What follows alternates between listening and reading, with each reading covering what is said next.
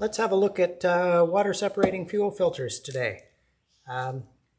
Before we get into that, don't forget to subscribe to our channel and visit our website, CanadaWideMarine.com. That's the whole point of this. We use the products that we sell on Canada Wide Marine.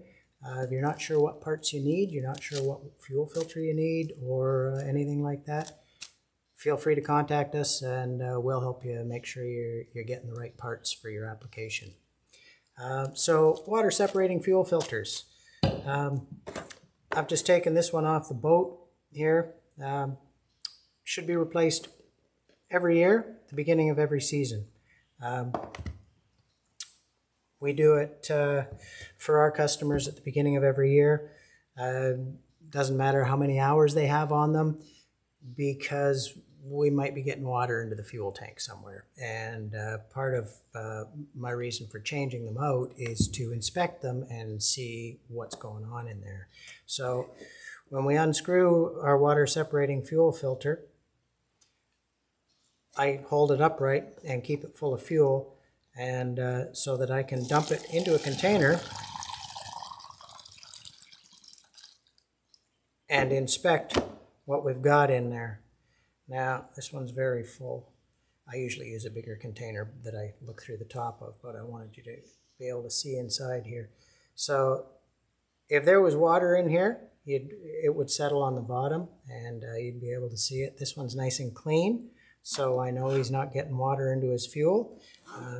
Just to give you a little demo, pour some of that fuel right out of there. So I've got a little bit of fuel there. I'm going to put some water in there,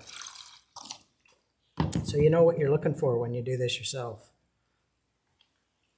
Water settles to the bottom of the fuel. And zoom right in there. And you can see just along there, that layer, that's water in the bottom of your fuel. That's what you're looking for when you check your water separating fuel filter. That much water that we've got there in the bottom of this container, that would be a fair bit of water, and I'd be kind of concerned about where it's coming from.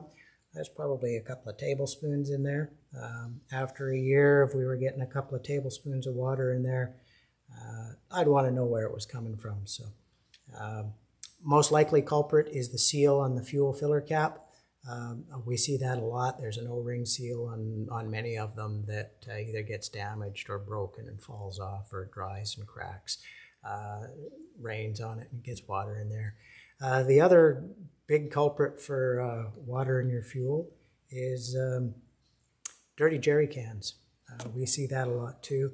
And then ethanol, if you're using fuel with ethanol in it, which you shouldn't, for a whole bunch of reasons, but mostly because the ethanol will fall out of suspension if it's left to sit for too long. That's another source of water. So water separating fuel filters, easy to change. They're just like an oil filter. They screw onto a housing. Now, if your boat doesn't have a water separating fuel filter on it, I highly recommend you install one. You can buy a simple kit like this, which has the bracket, and it has a brand new filter included with it. You'll need a couple of hose barb fittings depending on what size fuel line you're using. You can also buy just the bracket assembly, and I'll just pop that out here and show you what it looks like here. So this is a bracket assembly that the water separating filter screws onto. You mount that onto a bulkhead or a bracket in your engine room or something like that. It's got 2 inlets and 2 outlets, so you can have it coming in and out the same side, or in one side and out the other, or vice versa. So it's quite versatile and easy to install. The only thing you need to supply are 2 hose barbs and maybe some fuel line, depending on where you're going to mount it. So your new fuel filter just screws onto the bottom of it, just like an oil filter. Fuel filter. Screws onto the bottom of it, just like an oil filter. Another 2/3 of a turn after the gasket makes contact. The only thing you want to make sure you do is lubricate this sealing ring. I use grease so that you can get it off again next year. If you don't have a water separating fuel filter on your boat, highly recommended. It's going to save you a lot of grief. Water is probably the most common problem I see for breakdowns and hard starting and all of those sorts of troubles. So when a boat comes in here and it's not running, water is the first thing we check for. We see it a lot.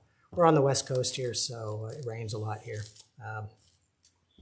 But even if you're in the interior or somewhere where it doesn't rain so much, highly recommended to keep your fuel clean for your boat.